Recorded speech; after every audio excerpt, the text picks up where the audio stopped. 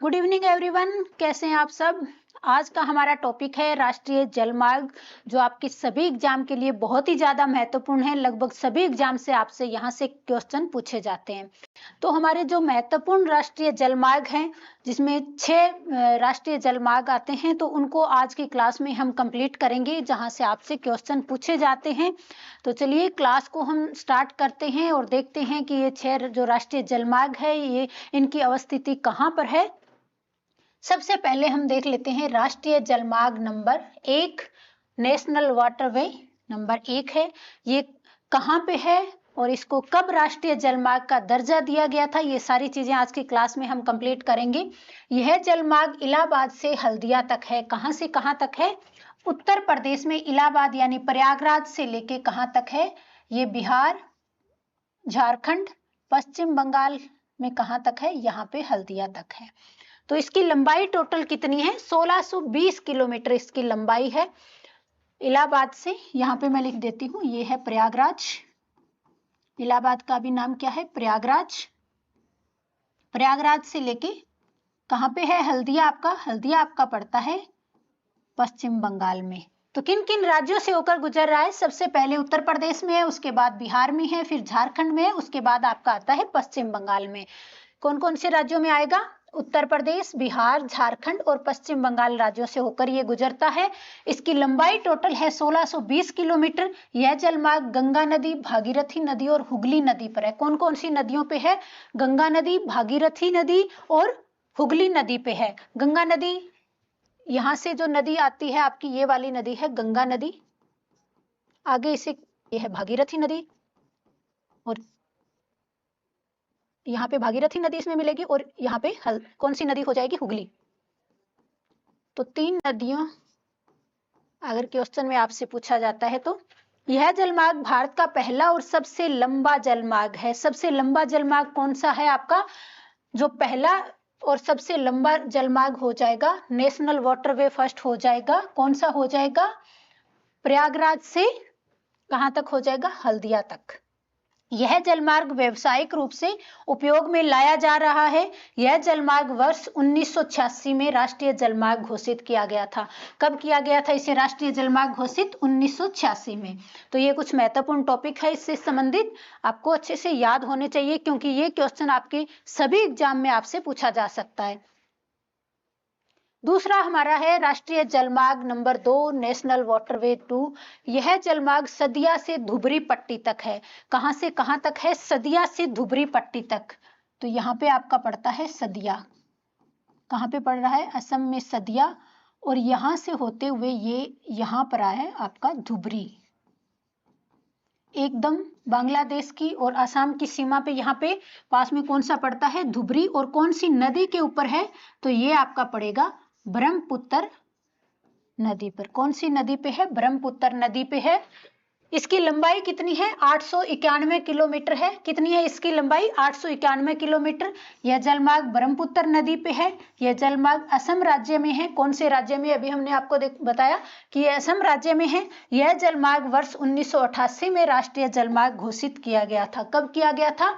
1988 में इसे राष्ट्रीय जलमार्ग घोषित किया गया था। तो ये हो गया राष्ट्रीय जलमार्ग नंबर 2। अभी देखते हैं राष्ट्रीय जलमार्ग नंबर 3, नेशनल वाटरवे नंबर 3। यह जलमार्ग कोटापुरम से कोल्लम तक है। कहां से कहां तक है?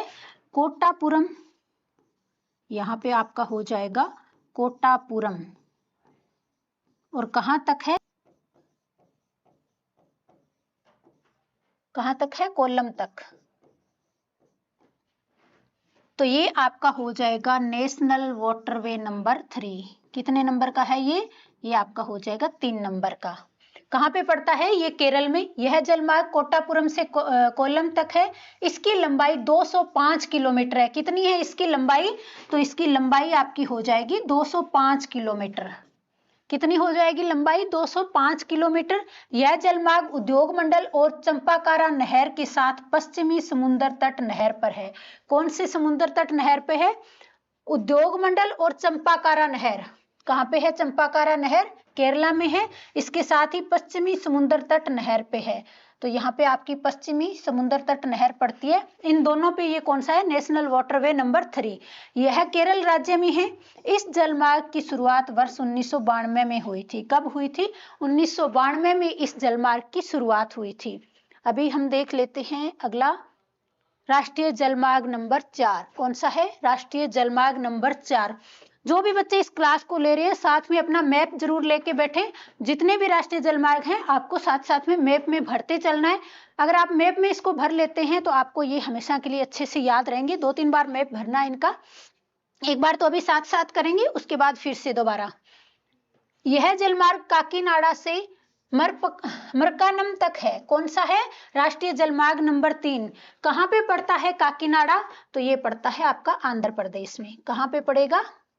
आंध्र प्रदेश में पड़ेगा काकीनाडा। और यहां से लेके तमिलनाडु में कौन सा आएगा? मरकानम। कौन सा आएगा? यहां से मरकानम। तो ये कौन सा राष्ट्रीय जलमार्ग नंबर है? ये है 4। राष्ट्रीय जलमार्ग नंबर 4 कौन सा? आंध्र प्रदेश में काकीनाडा से। कहां से है? काकीनाडा से लेके कहां तक हो जाएगा? मरकानम। तमिलनाडु में है ये मरकानम। यहां से काकीनाडा से मरकानम तक कौन सा है? राष्ट्रीय जलमार्ग नंबर 4 है। और इसकी लंबाई कितनी है? 1095 किलोमीटर। कितनी हो जाएगी? इसकी लंबाई हो जाएगी 1095 किलोमीटर, राष्ट्रीय जलमार्ग नंबर 4 की। यह जलमार्ग गोदावरी नदी, कृष्णा नदी और काकीनाडा पुदुचेरी नहर पे है। तो इसमें क्या शामिल है? यहाँ पे गोदावरी नदी तंत्र, ये वाला गोदावरी नदी तंत्र, और यहाँ पे कृष्णा नदी तंत्र। कौन सी? गोदावरी और ये कृष्णा, ये दोनों इसमें शामिल है। और यहाँ पे कौन सी नहर पड़ती है? तो यहाँ पे नहर पड़ती है पुदुचेरी नहर। कौन सी नहर है ये? पुदुचेरी नहर। ये भी इसमें शामिल है। किसमें? राष्ट्रीय जलमार्ग नंबर 4 में ये चीजें शामिल है। यह आंध्र प्रदेश राज्य में है और इसका तमिलनाडु में भी इसका हिस्सा आता है। किसमें? तमिलनाडु में। यह जलमार्ग चेन्नई बंदरगाह को मछलीपट्टनम तथा काकीनाडा के बंदरगाहों से जोड़ता है। चेन्नई बंदरगाह, चेन्नई, यहाँ से चेन्नई बंदरगाह को किससे जोड़ रहा है? यहाँ पर मछलीपट्टनम बंदरगाह, यहाँ पे पड़ता है आपका मछलीपट्टनम बंदरगाह। इन दोनों को कौन सा जलमार्ग जोड़ रहा है? राष्ट्रीय जलमार्ग नंबर 4। तो अभी हम देख लेते हैं राष्ट्रीय जलमार्ग नंबर 5 कौन सा है? राष्ट्रीय जलमार्ग नंबर 5। यह जलमार्ग तलचर से धमरा तक है। कहां से कहां तक है? ये 2 राज्यों में पड़ता है, पश्चिम बंगाल और ओडिशा में। कौन सा राष्ट्रीय जलमार्ग? जलमार्ग नंबर 5 पड़ता है तलचर से धमरा तक है। इसकी लंबाई है 623 किलोमीटर।